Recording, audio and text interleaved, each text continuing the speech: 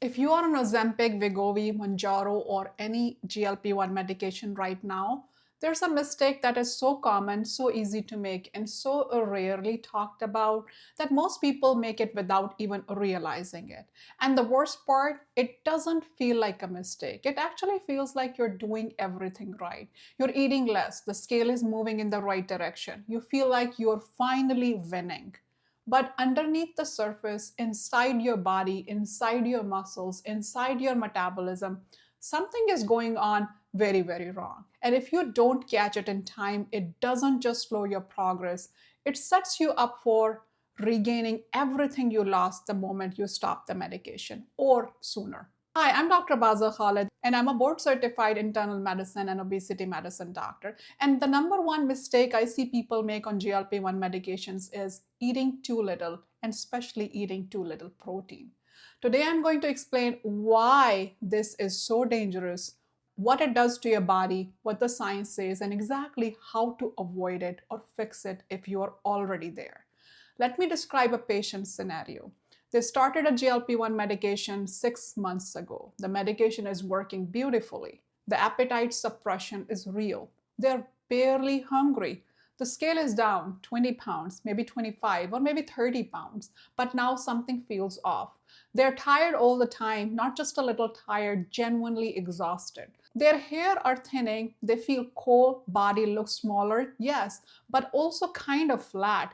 No tone, no shape, their clothes fit differently, but they don't look or feel the way they imagine. And when asked what they have been eating, they'll say something like, honestly, I barely eat anything, maybe one small meal a day, sometimes less. The medication just kills my appetite completely. And that's when their doctor needed to have a very important conversation with them, but more so prior to that. Because what the person is describing is not ideal weight loss.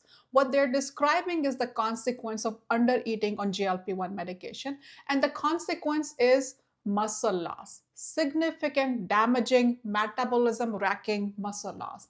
And once you understand what's happening in the body and why, you will never look at eating less on Ozempic the same way again. Let's talk about what's happening inside the body when someone is barely eating on a GLP-1 medication. Your body needs energy, and it will find it. Every single cell in body, your heart, brain, organs need a constant supply of energy to function. That energy normally comes from the food we eat: carbohydrates, fats, protein, all converted to fuel. When you eat very little, say one small meal a day or fewer than 800 calories, your body goes into what I call energy scarcity mode. It's getting far less fuel than it needs. So it starts looking for other sources of fuel. And here's where people go wrong. They assume their body will just burn the fat it has stored, which sounds logical. That's why you went on the medication in the first place, right? Burn the fat. But your body doesn't work that cleanly. It leads to the protein problem. Your body eats itself. Your body actually prefers to break down muscle tissue for energy, especially when you are in a severe calorie deficit and not eating enough protein. Here's why. Breaking down muscle gives your body amino acids, the building blocks of protein, and amino acids can be converted very efficiently into glucose, which is the primary fuel for brain, and organs run on it. Fat, on the other hand, can't be converted into glucose directly. It goes through a different pathway. And in certain metabolic states, deep caloric restriction, that pathway is slower and less efficient than the amino acid route. So your body takes what is easy, and muscle is easy to break down. Your body will cannibalize its own lean tissue to keep your brain running. This process is called gluconeogenesis, the creation of new glucose from non-carbohydrate sources. And the muscle protein is one of the main sources it draws from when we are severely undereating. Your body is literally eating muscles to keep your brain alive. So why the GLP-1 medication make this worse, not better? Here's the cruel irony that nobody explains when they hand you the prescription for GLP-1 medications. GLP-1 medications are so effective at suppressing appetite that many people feel genuinely satisfied on almost nothing. And the satisfaction feels real. The medication is doing its job, so they eat almost nothing, feel fine, and assume everything is working. But the medication does not protect your muscle. It has no muscle sparing mechanism. It simply makes you not want to eat. So if you are not eating enough, and especially if you're not eating enough protein, the muscle loss that happens with severe caloric restriction happens just the same. Sometimes faster because the weight is coming off quickly. In the STEP clinical trials for semaglutide, roughly 25 to 40% of the weight lost was lean mass, muscle, not fat. One in every 3 or 4 pounds lost was muscle tissue. And in patients who are barely eating, who are skipping meals, who are surviving on crackers and coffee because they simply don't feel hungry, the proportion can be significantly worse. The scale is going down, but the wrong thing is leaving the body. It's the muscle, not the fat. Let's now understand why muscle loss is a medical emergency, not just an aesthetic issue. I think people hear muscle loss and they think, okay, so I won't be toned, I can deal with that. No, this is much bigger than that. Muscle is your metabolic engine. Muscle is the most metabolically active tissue in your body. It burns calories even when you are just sitting still, even when you are sleeping. When you lose muscle, your resting metabolism, the number of calories your body burns just to stay alive, drops significantly. Research has shown that losing just 5 kilograms, about 11 pounds of lean mass, can reduce your resting metabolic rate by 150 to 250 calories per day, every day, forever until you rebuild that muscle. That means the moment you stop the medication or even reduce the dose, you are now burning significantly fewer calories per day than you did before you started the medicine. And your appetite returns. Now just imagine what's coming.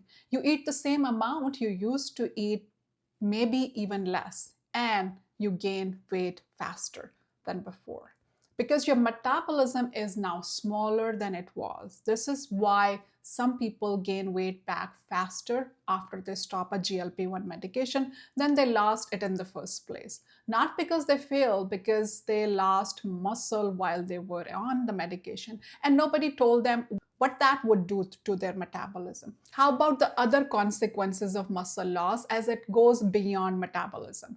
Muscle loss accelerates biological aging. It increases risk for falls and fractures as we get older. It weakens heart. The heart is a muscle too. It increases insulin resistance. It directly associated with increased all-cause mortality in long-term studies.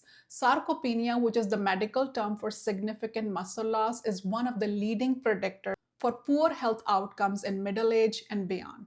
You can lose weight and become less healthy at the same time. This is how. Okay, so let's talk about what people misunderstand about this because there are few ideas floating around that are genuinely making this problem worse. Misconception number one is eating less is always better on a GLP-1 medications. Now, this is the big one, and it's almost the opposite of true. Yes, a calorie deficit is how you lose fat. You need to eat less than you burn. That's real, but there's a floor. And for most people, floor is not 600 calories a day for whatever they can stomach. Eating below roughly 1,000 to 1,200 calories, and especially eating below your protein threshold, triggers the metabolic adaptations we just talked about. Your body starts cannibalizing muscle. Your metabolism drops. You feel exhausted, foggy, cold. Less food is not automatically better. Enough of the right food is better.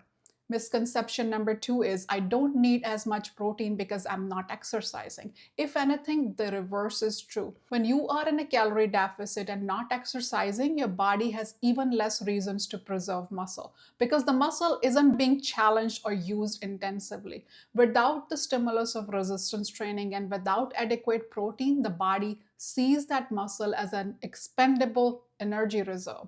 The less you're doing, the more important protein becomes as the signal that says keep this tissue around is not there. Misconception number 3 is I'll fix my muscle after I have lost the weight. This is the one that scares me a little bit because rebuilding muscle loss during GLP-1 treatment is significantly harder than preserving it in the first place, especially if you're older. Muscle protein synthesis, the process of building new muscle, declines with age, and rebuilding lost muscle takes months of consistent resistance training and high protein intake. So the window to protect your muscle is now, during the weight loss process, not after. Let me talk about the key clinical evidence. The step 1 trial landmark phase 3 trials for semaglutide 2.4 milligram showed that the participants lost an average about 15% of body weight. Impressive, but the body composition analysis showed that approximately 25 to 39% of that weight loss came from lean mass, not fat. The Surmount 1 trial for Tirzepatide showed similar patterns as well. Significant lean muscle loss alongside the fat loss with the higher overall weight loss numbers. The 2023 study in the journal Diabetes Care specifically looked at resistance training added to semaglutide treatment. The group that combined resistance training with the medication preserved significantly more lean mass and had better metabolic outcomes, including greater fat loss as a proportion of total weight loss than the medication only group. And a systemic review on protein intake during calorie restriction published in Advances in Nutrition concluded that protein intakes above 1.2 grams per kilogram of body weight were associated with significantly better lean mass preservation during weight loss. The research is clear. Protein and resistance training are not optional extras on a GLP-1 medication. They are the mechanism by which you make weight loss actually work for your long-term health. Let's talk about the fix. Exactly how to avoid or reverse muscle loss on GLP-1 medication. Step 1, hit your protein number every single day. This is the single most important thing I can tell you. The target 0.8 to 1 gram of protein per pound of your ideal body weight. Not your weight now, but your ideal body weight. For most adults on a GLP-1 medication, that lands somewhere between 100 to 140 grams of protein per day. I know that feels like a lot when you are barely hungry, which is exactly why I'm going to give you the most important tactical advice for this whole video. Eat protein first at every meal. Before anything else, when appetite is suppressed, you have small window of willingness to eat. Use that window to eat your protein. Not crackers, not a nibble of bread, not a few bites of whatever is easy. Protein first always. Your protein sources could be eggs, Greek yogurt, cottage cheese, chicken, fish, lean beef, tofu, chickpeas, edamame, legumes, high quality, minimally processed, real food protein. Step number 2, eat on a schedule, not just when you're hungry. The GLP-1 medication can suppress your appetite so effectively that you might genuinely go 6, 8, or even 12 hours without feeling like you want to eat. This is too long. Have 2 or 3 planned eating windows per day regardless of hunger. Make protein part of every single one. Eat small, but eat your protein first. This isn't about calories, it's about giving your body a consistent supply of amino acids so it has no reason to go looking for them in your muscle tissue. Step number 3, lift weights. This is non-negotiable. I've said this in other videos as well, and I'll keep on saying it until everyone on GLP-1 medications hear this. Resistance training, weightlifting, resistance bands, body weights exercises. Since the only signal your body understands as it keeps this muscle, we are using it. Without that signal, with a big calorie deficit and suppressed appetite, muscle loss is almost inevitable. 2 sessions of resistance training, 20 to 30 minutes, focus on compound movements, squats, deadlifts, rows, presses. Work the big muscle groups. You don't need to become a gym person. You need to become a person who lifts things twice a week. That's it. Work with a personal trainer. They can always assess your needs, your limitations, and make the best exercise plan for you. Step number 4, watch for the warning signs. Know what muscle loss looks like and feels like so you can catch it early. Warning signs are extreme fatigue despite weight loss, hair thinning or hair loss, feeling cold all the time, feeling weak, wobbly or lacking the strength you used to have, a body that looks smaller but not toned, soft and deflated rather than leaner. If you are experiencing any of these symptoms, especially if you've been significantly undereating, please talk to your doctor, talk to a nutritionist, ask for a body composition assessment, not just a weight check. Step number 5, find your minimum calorie floor. Most people on GLP-1 medication should not be eating fewer than about 1200 to 1400 calories per day. And for many people, particularly those who are taller, more active, or male, the minimum is much higher. If you are consistently eating less than that, talk to your doctor about whether your dose needs adjusting, whether you need a nutritional referral, or whether eating on a schedule with protein targets is something to formalize in your treatment plan. Your doctor prescribed the medication. Make sure they know what's happening nutritionally alongside the medication. Out of those 5 steps, which one do you think is going to be your biggest challenge? Is it hitting the protein number, eating on a schedule when you're just not hungry, or getting into the gym? Let me know in the comments. Okay, here's what I want you to take away from this video. GLP-1 medications are genuinely extraordinary tools. The weight loss they produce is real. The metabolic benefits are real. For many people, they're life-changing. But a prescription is not a complete treatment. A prescription is a tool. And every tool requires knowing how to use it properly, or it causes harm instead of good. The number one mistake on GLP-1 medications is eating too little and not protecting your muscle. And it is completely, totally preventable. Protein first, resistance training, scheduled eating, body composition awareness. These are not extras. These are the other half of the treatment. Weight loss is the goal, but stronger, healthier, more metabolically resilient, that is the destination. Make sure you arrive there. If this video gave you something you needed to hear, please share it, because right now thousands of people are on GLP-1 medications without this information, and they deserve to know this. Like this video if it helped. Subscribe for evidence-based and more honest weight loss medicine education every week. Stay happy, healthy, and well. Bye for now.